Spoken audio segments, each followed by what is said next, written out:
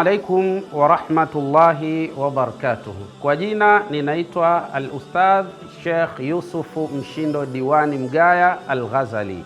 Nina furaha kubwa zaidi kualika Waislamu wote katika mashindano makubwa zaidi ya Qur'ani tukufu yaliyoandaliwa na Al-Hikma Foundation chini ya usimamizi wa Sheikh Nurdin Kishki.